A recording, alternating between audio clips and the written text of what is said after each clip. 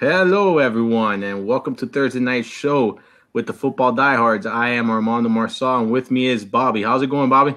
Going good, going good. Just getting set up here. I just run around all day at a doctor's appointment earlier, so. Okay.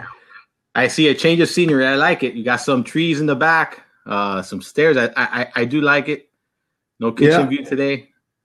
No kitchen view, yeah. No looking at my cabinet today.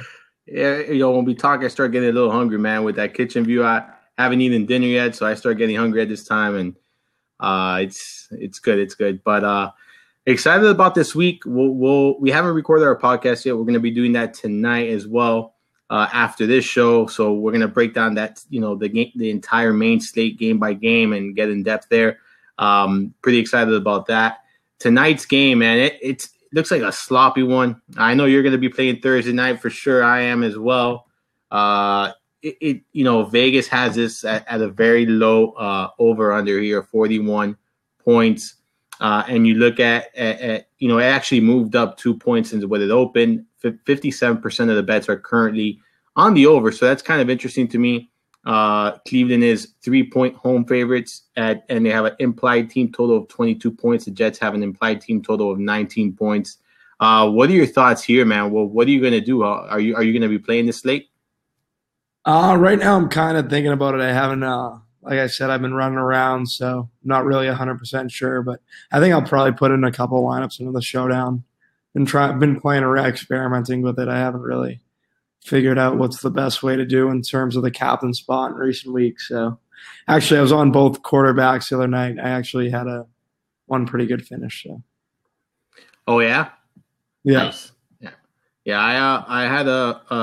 I was pretty much strong through the entire first three quarters, and then that fourth quarter things got a little odd for me and didn't pan out as good. I still made profit, but wasn't what I was expecting. It's difficult, because you kind of have to be perfect in these one-game slates if you want to win it all. So I know you haven't been able to do too much today. You've been on the road and stuff, but what did you find success like last week being your strategy, and how are you going to use that this week to pretty much build your rosters? If you do maybe a handful of rosters today, what's going to be your approach? So really what my approach was last week was I realized that Russell Wilson was probably the way to run it back. I had a feeling that Trubisky and Allen Robinson was a pretty good play. I just wanted to stack up both sides. In this game, it's definitely a different slate, so you have to go in different directions. Trying to figure out where to go is pretty much the object of the game tonight. I think obviously with the total being low, one of these two defenses I think should make the Bills, maybe both. Just kind of thinking in that way in terms of how I could build a roster. Like I don't think it's going to be high scoring, so just trying to find the most usage. Is Landry a go? Yeah, he's a go. He's going to be playing tonight. I think the Browns are going to get the first win tonight. So I do too. Vegas thinks as well. I technically have right now 5 lineups. Have plenty of exposure here to the Browns defense. I think they're in a good spot. They look pretty good. As far as DVOA, they've been good this season already against the pass. So, Darnold looks like the real deal. I do think his long-term ability is going to be great in the NFL.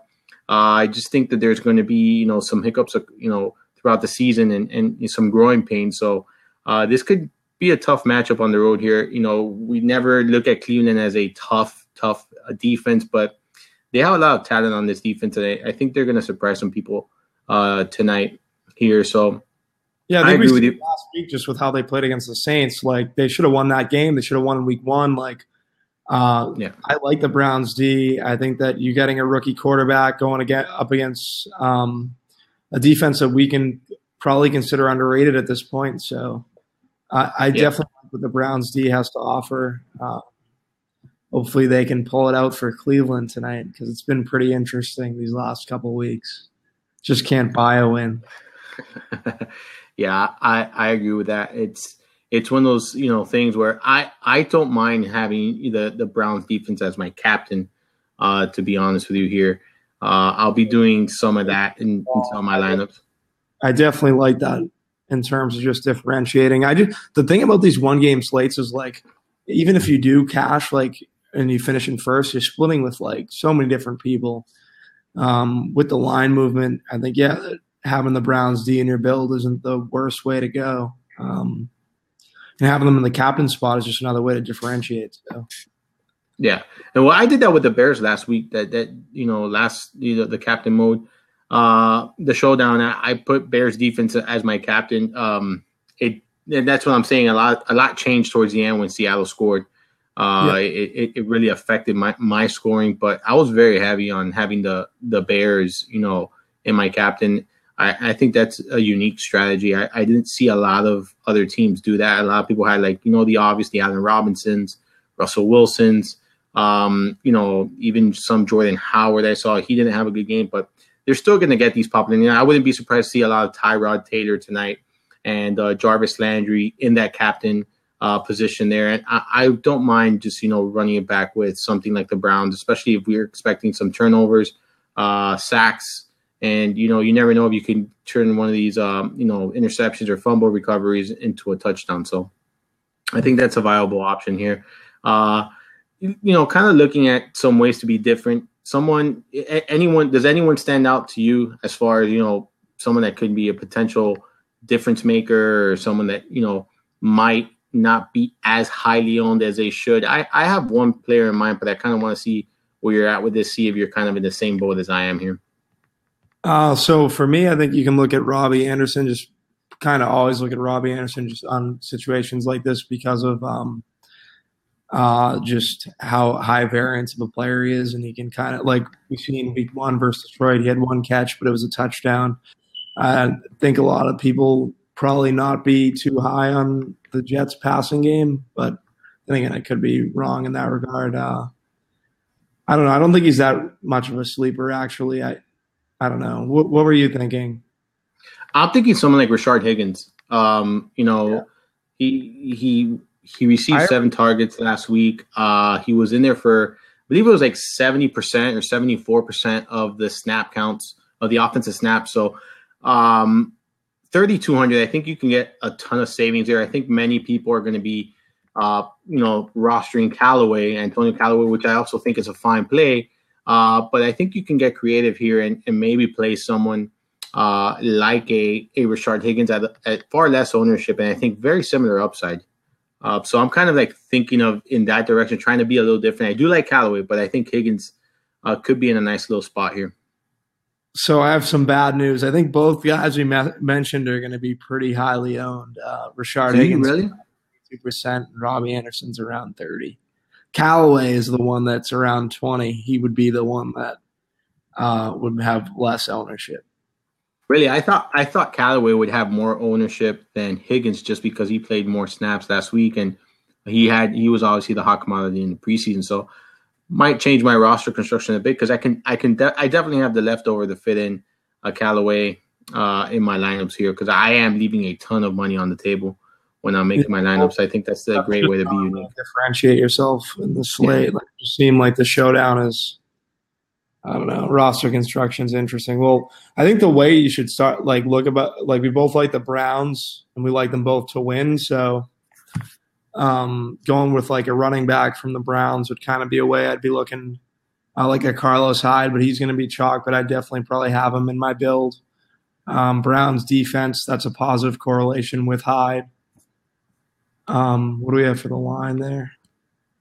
Yeah, I mean, it's a 3-point. The Browns are favored by 3. I do like that. I think that's a very good correlation, actually. I really do think that's a very good correlation. Maybe someone like Bilal Powell, if you figure the Jets are going to be playing from behind. I haven't checked his ownership projection, but I think that's a great call. I really do because with Powell, I think that's a great call. Especially if we think the game script's going to be where Jets are chasing points. And even if they're not chasing points, I think they're going to try to limit, Darnold's, long passes. This is a respectable defense, I think. And I think the coaching staff knows that. So definitely something to be taken into consideration here. I do like that call. What do you think about David Njoku? I always like Njoku. I liked him last week. Didn't really pan out, but I don't mind the play. He's going to be around 20, so he's probably going to be the lowest out of all the options within this game. So I don't think it's a bad play at all. I actually think Duke Johnson is interesting because I think no one's going to be there, and he's someone that I think can always have a reasonably good game here. Especially, they are lacking. Josh Gordon is no longer there, so they're lacking some target. There's going to be some target potential here. I'm not saying they're going to go to Duke Johnson, but I do think that there is some upside there at a very, very low ownership. I'll probably have very little exposure to Duke Johnson, but I definitely do want to at least have him in one lineup tonight. Don't think anyone's going to be on him, and I wouldn't be surprised to see him get going. At some point in week 1, he did have 6 targets. He only caught one of them, but he did have 6 targets, which is worth noting.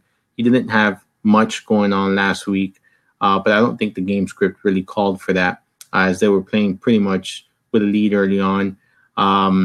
Anything else here? Like, are you playing any kickers? Considering this being a low scoring game, like, would you consider playing like both defenses, both kickers, and then maybe 2 running backs, Hyde and Powell, let's say, and leaving a ton of money on the table? Where if the game script really does play out like it can, these be the highest scoring guys. I know it's risky. I know you're reducing upside and stuff, but it could be a way to pay out. No, yeah. Just to differentiate yourself, like, that isn't the worst build. Like, there's not much that they're offering on offense on the slate. Just looking at these 2 teams. But, yeah, no, Greg Joseph just signed off the street by Cleveland. He's someone that could definitely go overlooked. And then you have Jason Myers for the Jets. Yeah. He's at pretty low ownership too. So, yeah, it's definitely a different way in terms of your roster construction that you can kind of make things work and then get up to chalkier guys, maybe in the running game like Hyde or like Powell, like we said. What do you think about the 2 lowest pass catchers in the Jets offense is Curse for ownership and Terrell Pryor. Pryor's down at 15%. Pryor is more of a guy, like I was talking about Robbie Anderson, where he could kind of break a slate in terms of just what he does as a pass catcher. If Pryor catches a deep ball, the Jets are playing from behind. They look to him. He'd kind of be someone that would be interesting. I think Curse is very interesting to me. He's very, very cheap. He hasn't done much. He really hasn't done much. He only received 2 targets last week, but I don't know. I just think that there is some upside. Curse is Curse playing tonight? Just make sure he's. Yeah, I think so. Yeah, he should be good to go. He missed game 1 with an abdomen injury, but he played last week. There was no setbacks. The thing is, he played in 31% of the snaps last week. So was that because it was his first game back, or is that because that's what we should be expecting? That's where I don't know. If it was because it was his first game back and that could increase, there hasn't really been any news on this, but if that could increase this week, I think he's a very sneaky play. He's 2,600. He pretty much, if you put him in there, you can do whatever you want with the rest of your lineup and it'll be fine. So I don't know. I think Curse is very interesting here. It's worth noting, that the tight end Neil Sterling, he's not playing tonight. To me, that's worth noting because there is some interesting. I think you mentioned Chris Herndon, right? No, I didn't. No, okay. Well, he received 4 targets last week, and with Sterling out, I think he's probably going to move into the starting role and maybe work as the number 1 tight end here for the Jets. He 1,800 really, basically free. If for whatever reason he does find the end zone or he does get peppered with 4 or 5 targets, especially if we're expecting them to be trading here, I think it's a pretty good play. I mean, I think these cheap Jets, could be your captain. Oh man, don't make me just register another turn. Don't make me fire another button into this just to put him as my captain and get this done. I mean, with him as your captain, you could do so much. In fact, let me just see what we can do here with him as your captain. But yeah, I mean, I think those are you got to kind of take those kind of chances where you very know there's a high chance you're going to fail. But if you do pan out, especially in these one-game plays, if you do pan out, you're going to be miles ahead of everyone else, I think. So anything else here in this game, it really is an interesting game because of the fact that, it's expected to be a defensive game. We kind of were expecting that show that we did.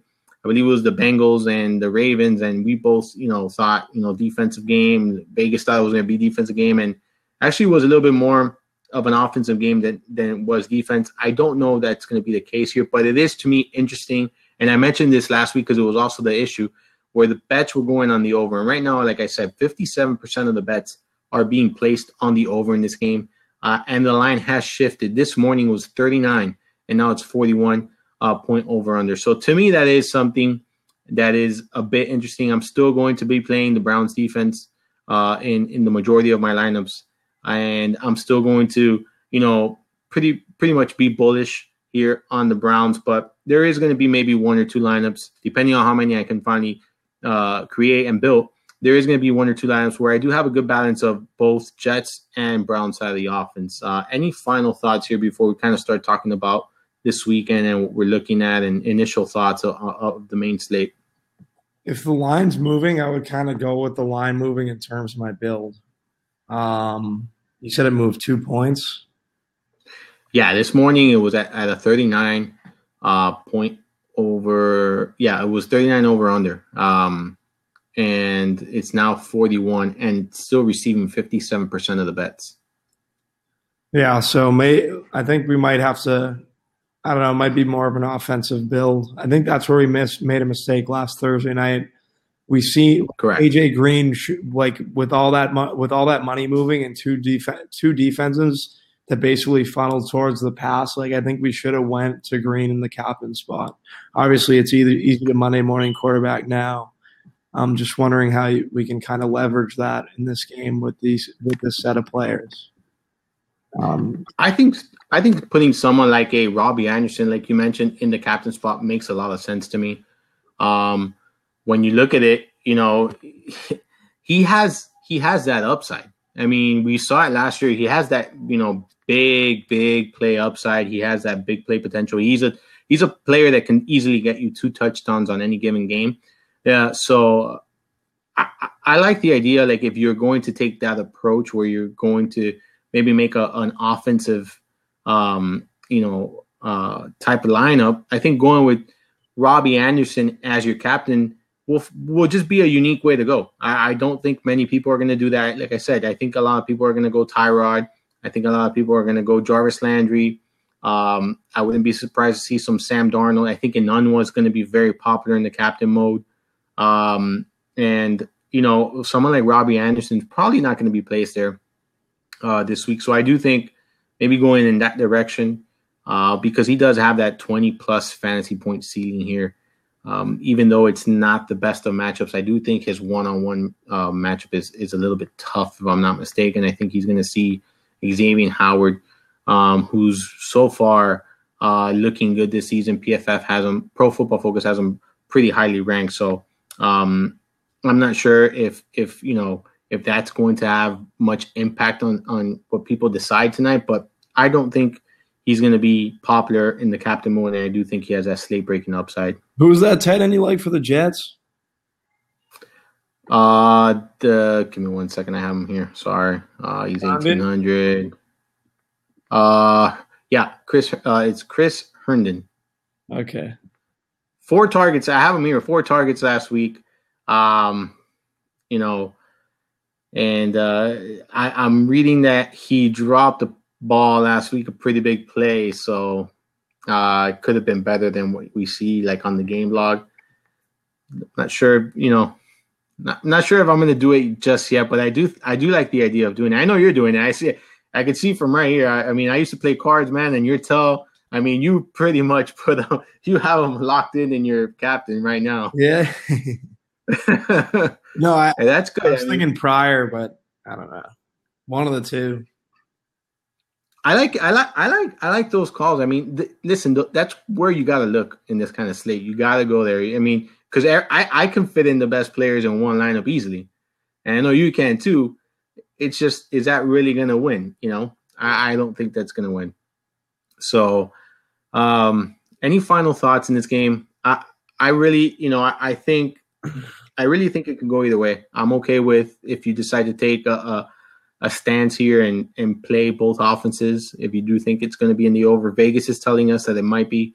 So it's something worth noting. But I've seen the Browns play defense this year. They held the Steelers to, I believe it was 21 points. They did a pretty good job to holding the Saints last week. I think it was also 21 points. So those are two pretty impressive performances against good offenses here. So he's on Carlos Hyde. He's expecting the birth of his child, so he's at the stadium, but he could leave if that's like horrible because that just makes me want to play. That makes me want to play Nick Chubb. It really does make me want to play Nick Chubb. What about just Duke? Huh? What about just Duke Johnson? Well, yeah, you can play Duke, but I mean, who's going to be, pretty much getting the workload in the red zone? I think it'll be. Can you play Hyde now? With this passing question like that, can you play Hyde? Obviously not, right? I mean, is he going to leave in the middle of the game? Is that what they're saying? I would have to. Let me see. I'm actually reading it right now. Birth of his child, going to please escort to the stadium. So she was induced last night. I have 2 kids, man. I'm not playing Hyde. I mean, I am not playing Hyde at all. No, I don't have kids. I'm not playing Hyde. She was induced last night, man. I mean, this could take a while, but you're playing with fire here. I don't think many people are going to be on this news an hour before this game. So I do think he's going to be popular. So I think that's a perfectly fine way to have an edge and just kind of fade him. So I will be doing that. I will be doing that. I just literally took him out of the lineups I had, and I am, going in a different direction. Today I am taking him out, and I'm going to play my buddy Chris Herndon. I am going to fit him in. All right. So that's what I'm going to do. That's salary saving. It is. I'm going to pretty much rework that entire lineup. For sure. I'm going to rework that entire lineup. But I do think it's an interesting spot here. And I think that is going to be maybe a big edge you have on the field, because if for whatever reason he does not play a full game, or he leaves early, or he, right at kickoff, his wife, it goes into labor, his better half, as they're saying, goes into labor. I do think he's going to be popular. I still think he's going to, carry at least 40% ownership tonight. I wouldn't be surprised to see that. So, especially he's very affordable. Yeah. That's a good call right there, man. You see, and that's how news impacts. And that's something that, we always talk about. And that's why we like doing our Sunday show, because we are up to date with news. So there's so much information that really gives us an edge. And I think that right there, that piece of information, not many people are looking at right now. I don't think the Browns have Josh Gordon anymore either, so don't roster him. I mean, if I don't even think he's available, but if he was available and anyone plays him, I mean, that just goes to show you that this game is still beatable. DFS is still beatable. That was a tad bit of sarcasm. Yeah, I know. I think he's on this team right here. Uh-oh. Here we go. I know you're excited about that. Yeah. It's gonna be exciting to roster Tom Brady. I think this is gonna be an interesting week. I don't think he's gonna be very popular, and I don't know what the impact that Gordon will have this week will be, because I know that playbook is a little bit difficult. I know some players have. I hope he just build. He is gonna play. He's dealing with a quote unquote hamstring injury. I don't know the extent of it. He was limited in practice today, but you never know with the Patriots. They you'd never know. I think he's going to play. I don't know how effective he's going to be, but I do think he's going to play this weekend. I think we pretty much talked about this Cleveland New York game for pretty good, pretty in depth here. Let's just briefly kind of we're going to get into this later in the podcast, but let's kind of talk about what we're looking going into this Sunday main slate. There are some pretty interesting over-unders. New Orleans at Atlanta has a 53.5 over-under. That game, to me, is going to be very popular, only a 3-point spread. You got what I think is going to be the most popular game on the slate is the San Francisco 49ers heading to the Chiefs. 55.5 point over-under there. I think that's probably going to be the biggest game this week.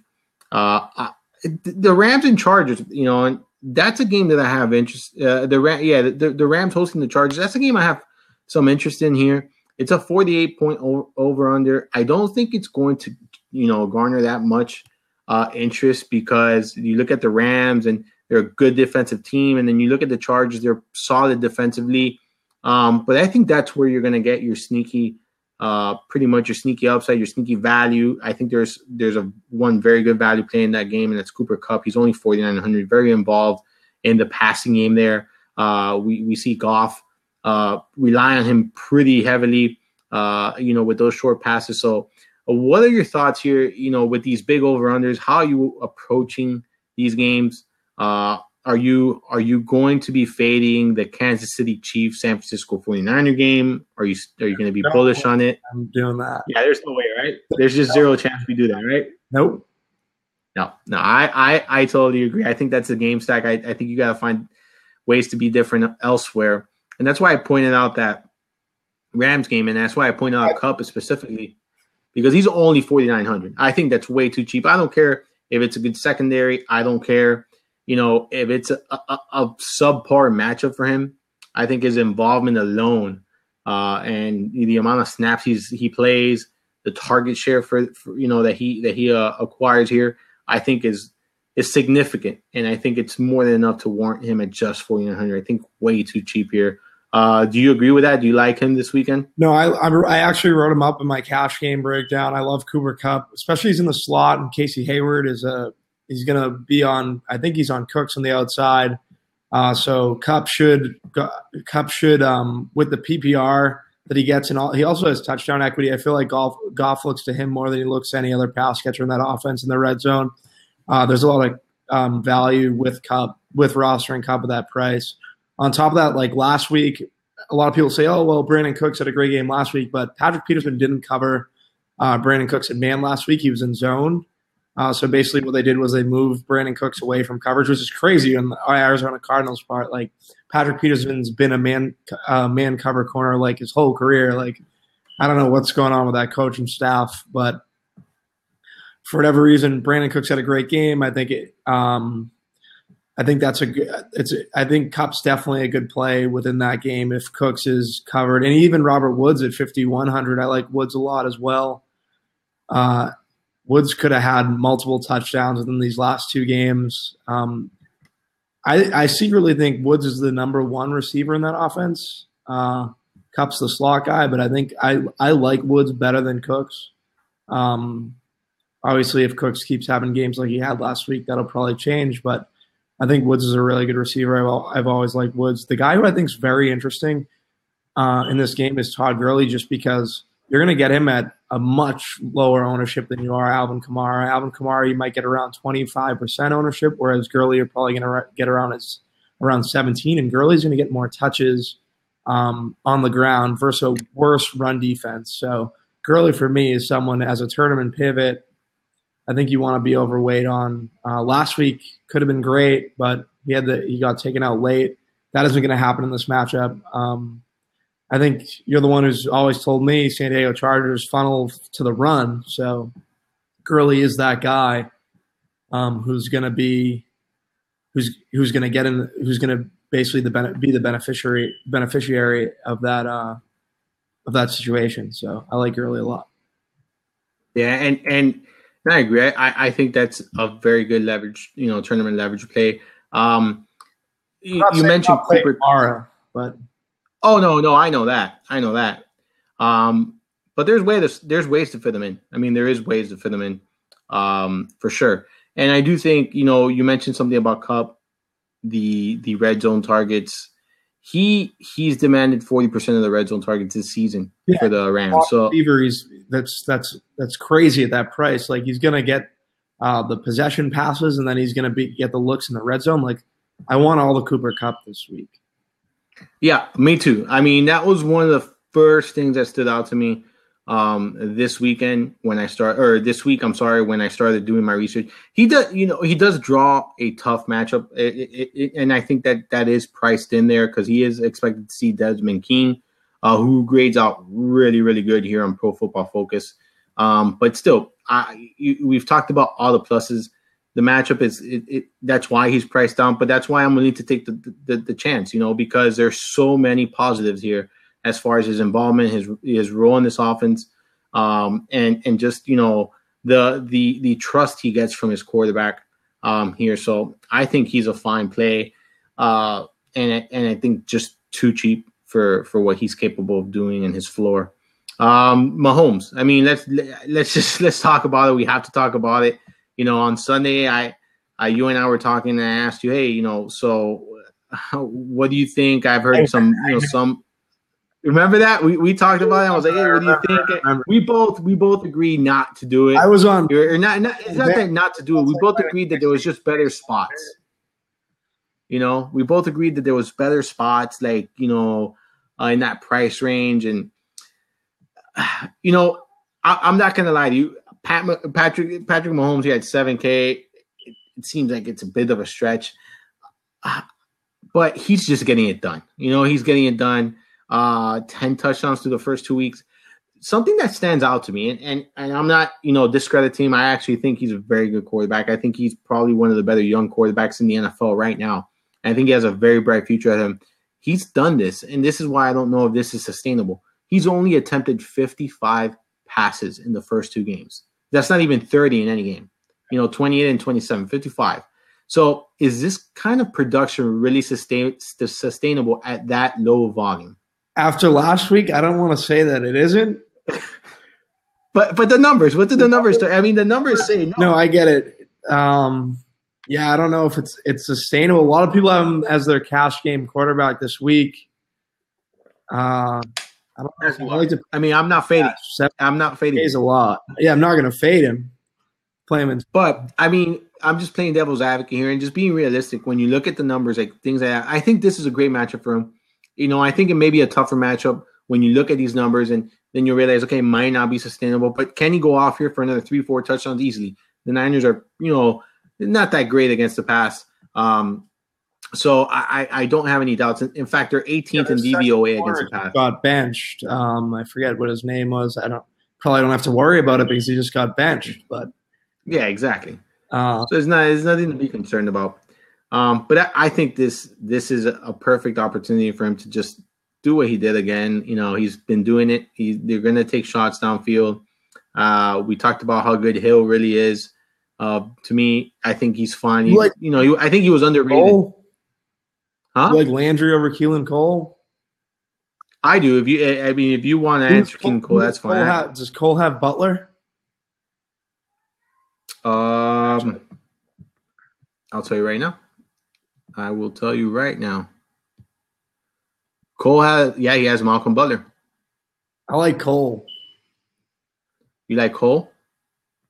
Go ahead and put it in there. I don't know that gentleman still. I think I actually go Landry. He's right. I mean, he's bad. Yes, but he has Buster Skrine. Thinking about it, he has Buster Skrine, and the volume is just so much. I don't know. It's higher. I know the over/under is not appealing. Like, are they really gonna? And if Fournette plays, are they really gonna let Bortles sling it? I don't think so. No, yeah, Fournette's playing. Don't go Cole. Never mind. I think he was able to practice on a limited basis today, and it looks like he's going to play. Last I read, so I don't know. I don't think so. Just as I think the Jags receivers, just because of how we seen Will Fuller, he burned Butler last week. I don't know how much the Jags are going to throw the ball in this game, especially if Fournette's. I think, listen to Armando Landry, but I think the Jags receivers are sneaky in tournaments.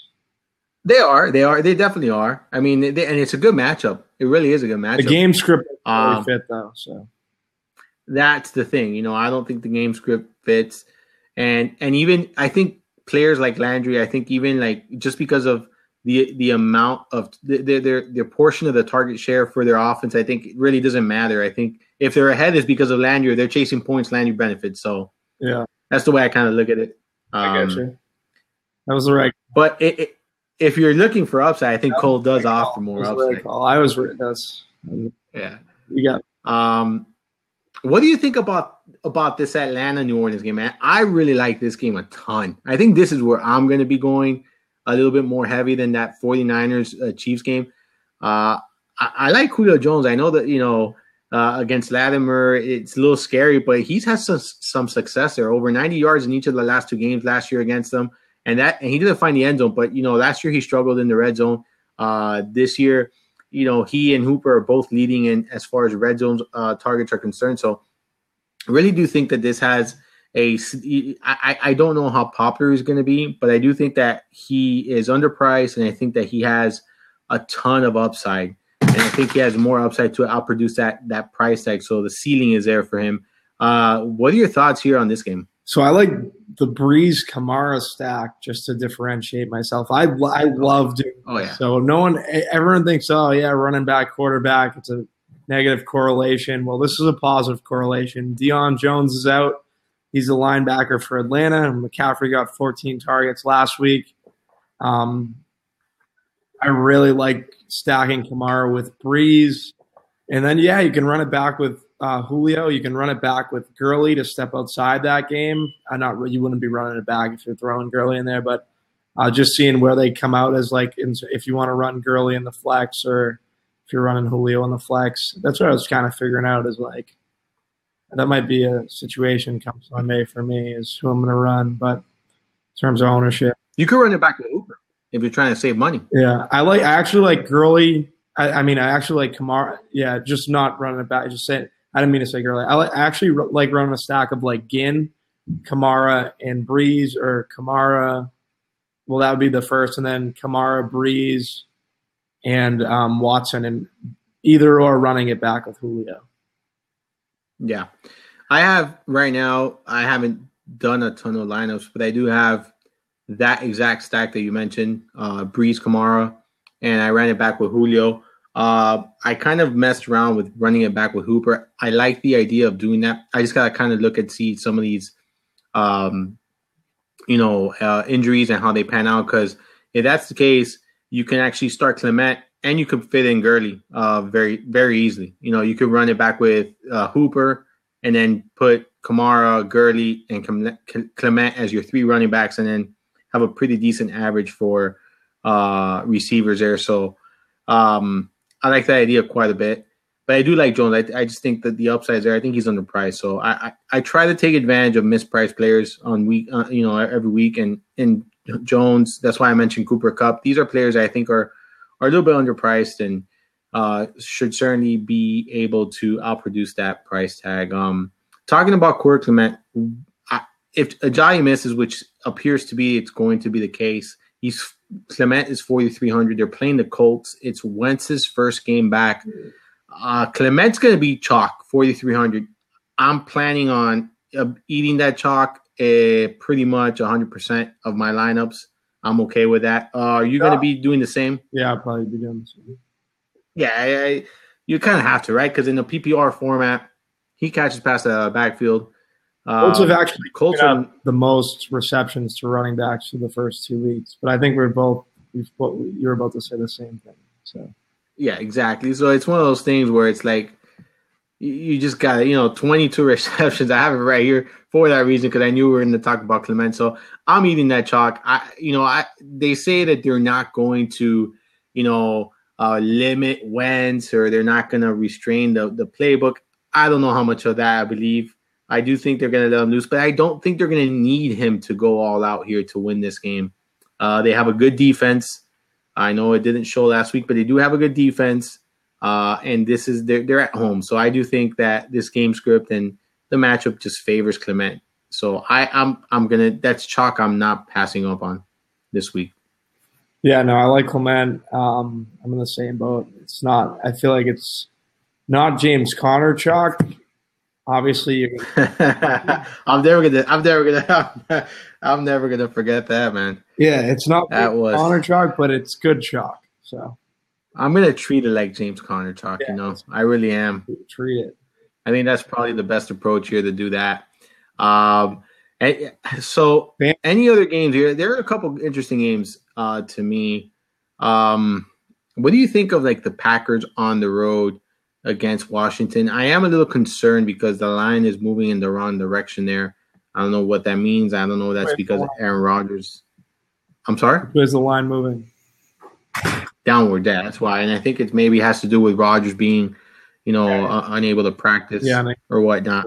I like Devontae Adams if Rodgers plays, obviously.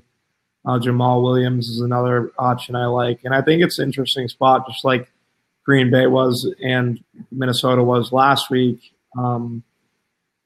I kind of like the Chargers game that we talked about versus the Rams is that kind of pivot game off the two main games between San Fran and KC and Atlanta and New Orleans. I think last week the pivot game was Minnesota and Green Bay, but no, it's still Rodgers. So like his receiving core is like, it's never a bad play in tournaments. It's never a bad play in anything, but well, I don't know. It's cash, that's debatable, but in tournaments, it's Rodgers. So, yeah, I'm not against any of his receivers. And Jordan Reed's good on the other side if they're chasing points. Also, Chris Thompson if they're chasing points. He's a little priced up, but I think he's in a good spot as well. Yeah. All right, so we got a couple questions here. I'm sorry? This is all based on Rodgers playing. Correct. Yeah, when we do these, we got to kind of assume in one direction or another. He played last week with the same injury. There was no setbacks, no apparent setbacks at least. So we got to think that he is going to play. And I think the dog agrees. He is going to play this week. So when the dog barks and he agrees, it's going to happen. It's going to happen. Rodgers is going to play this week, and he is going to be able to, do well. So we got some questions here, Bobby. Let's answer some of these questions before we continue. Who's a better play, Hyde or Isaiah Crowell? Carlos. At this point, we gotta say Crowell, right? Because of the situation with the baby. This is crazy. Sorry about that. Oh man, hey, listen, it happens. So we're both on the same page with Crowell over Hyde simply because of the baby situation, right? Trying to get these. Oh, sorry. Nah, it's all right, man. It's all right. He's agreeing. All he's doing is he's agreeing with us, or she. I don't know. It's a she or he. Oh no.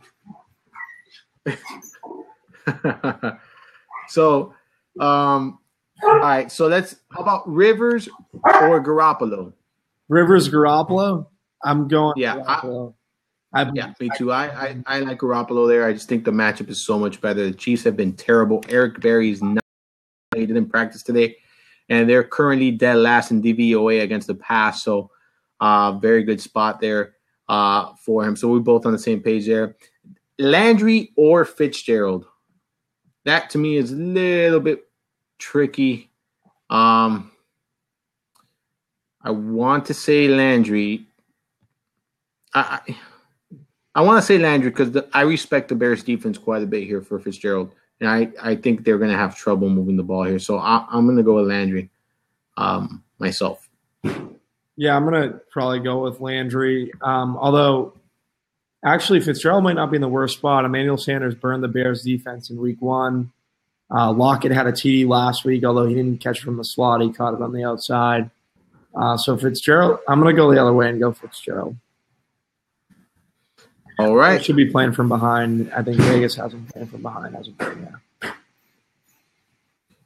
Righty there. And then I have here, it's just a comment. Curse is in play for sure. They're increasing his targets. He was brought in as a wide receiver too. Yeah, I mean, I kind of agree with that. Things change though. We've seen that. They still have Enunwa, Robbie Anderson. You mentioned Terrell Pryor. They've been looking at their tight end position. So although I do think Curse is a viable option tonight, especially, he played 31% of the snaps last week. That could increase this week. I'm not sure. There hasn't been any announcements of that. But if we're under the impression that can happen, then yeah, I mean, absolutely. Do we both think he's in play? We talked about him, not at length, but we talked about him for a good amount of time there. And I do think that, if you're trying to find a unique approach tonight, someone like Curse is definitely that. So what do we expect from Callaway tonight? I mean, I think he's hit or miss, personally. Very talented receiver. I wouldn't, I wouldn't put all my eggs in the Callaway basket tonight. I like but I would, revenge game. A little Pryor keeps sticking in my head. Listen, I like that Pryor call. I don't think he's going to have any ownership.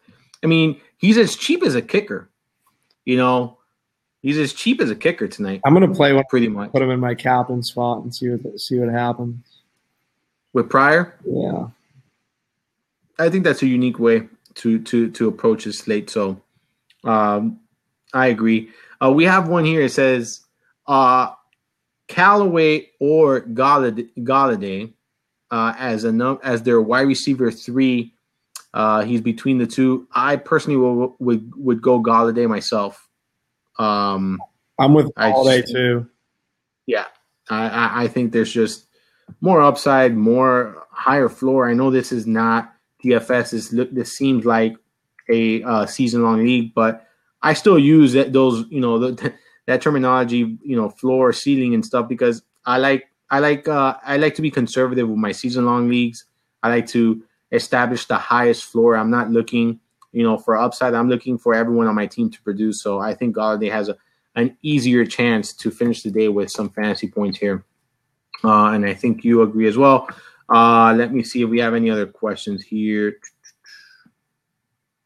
And you're welcome, Gary. So the Titans swept the Jags last year. Revenge is sweet as coal. I guess that means that they like coals or coal. Again, I get it. There's nothing. I think it's a good matchup. But when Landry just has, in my opinion, a better 1-on-1 matchup against Skrine here than Butler, like you mentioned. So both good matchups. Let me see if we have any more questions. And no, we do not.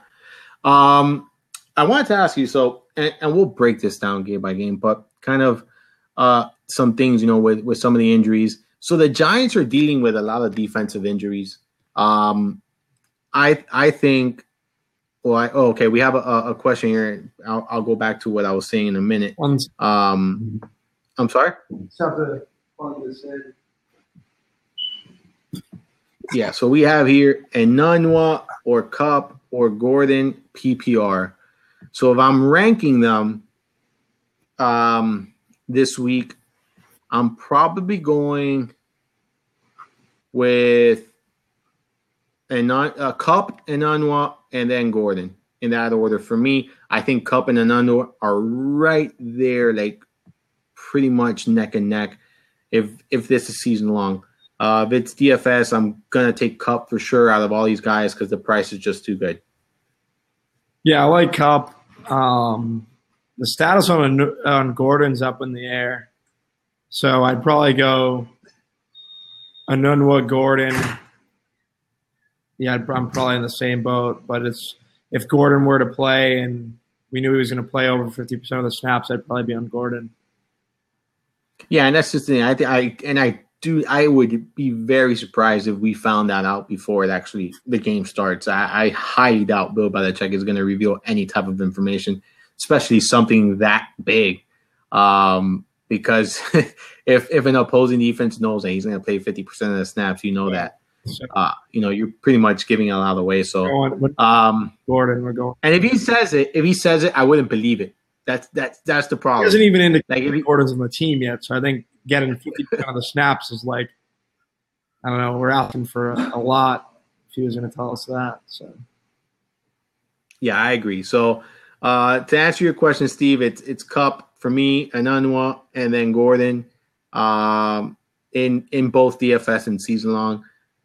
If it was DFS, I wouldn't even be thinking about this at all. I think Kupp is the guy. 4,900, way too cheap on DraftKings. So to get back to what I was asking you, this Houston team has a 24 implied team total. Pretty decent, when you're looking around and some of the other teams and what they're expected to score this weekend. Not one of the highest, but it certainly is one of the higher ones of the week. The Giants are missing several key defenders. I have interest there. I have interest in the Houston side. I think you can go very cheap here, like a Lamar Miller. There is no one in that backfield that's really going to take away too much from him. He's capable of catching passes out of the backfield. We mentioned earlier, the Colts struggling against pass catchers. The Giants have also struggled against pass catchers. In fact, they've allowed two receiving touchdowns, 2 running backs this year, 120 yards, 13 catches. So they tend to struggle almost 100 yards rushing per game. I really do think that this could be a Lamar Miller type game. He does have some decent upside. He's too cheap in my opinion. Have you looked into this game, and what are your thoughts there on him, especially with the Giants missing some key defenders up front?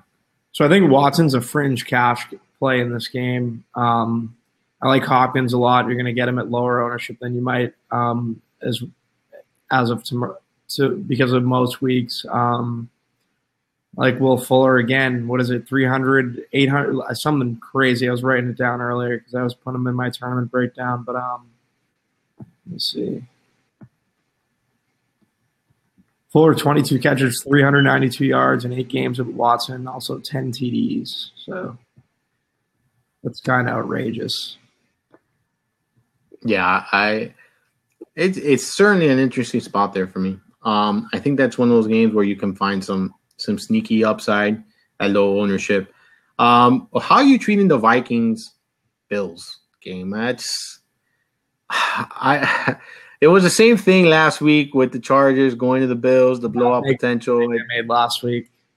But I'm not playing Dalvin Cook either, I don't think, in cash. So I think Murray's the play. Yeah, I think Murray's the play. I think that they'll kind of go easy on Cook. So I think that's why you can kind of lay off Cook in this. Yeah. Spread being 16s. And I really like Diggs here. I know this is a blowout potential. I really like Diggs. We've seen him just, really do well. Scoring 3 touchdowns already this season, 13 targets last week. I know the game script was different against the Packers. I don't think it's going to be the same this week, but it's still someone that's seeing red zone targets, still someone that can score from even out of the red zone. Huge, very talented receiver. I still like him this week. I think he has a very good matchup here. When you look at it, Thielen also has Thielen has an even better matchup. Both have great matchups, but Thielen's expected to see Raphael Bush, pretty much one of the worst graded corners here for he's a slot corner, so one of the worst graded over at Pro Football Focus. Both are very, very close in price. If you're going here, are you going Thielen or Diggs?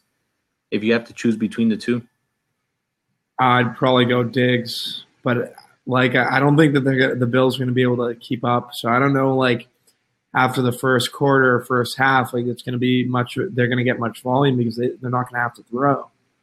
So that's the biggest concern. Of course, I do think that their ceilings are capped, but either of these two can turn in a 2-touchdown game, and that's the reason why they're ahead. So it's kind of something that must point out. Aside from that, it's really tough to like the Vikings just because it's projected to be a blowout, and at least I don't like to predict blowouts. It's not what I do. But when you look at how bad the Bills have been this year so far, you can tell yourself, okay, good chance that this Vikings defense this Vikings team is gonna run them over here. Does that mean you're paying up for the Vikings defense at 4,300, the most expensive defense on the slate? I think in cash I'm doing it. I like the Texans D as a pivot. I feel like I like the Texans D every week as a pivot in tournaments, but J.J. Watt gets Eric Flowers. It's a good matchup on the defensive line. Probably one of the best he'll have all year. But as for the Vikings, like Josh Allen holds on to the ball too long.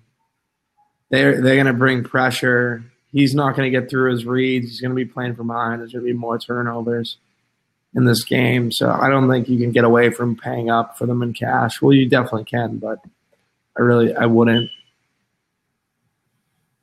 Yeah. And in cash games? Huh? Do you see it another way in cash games?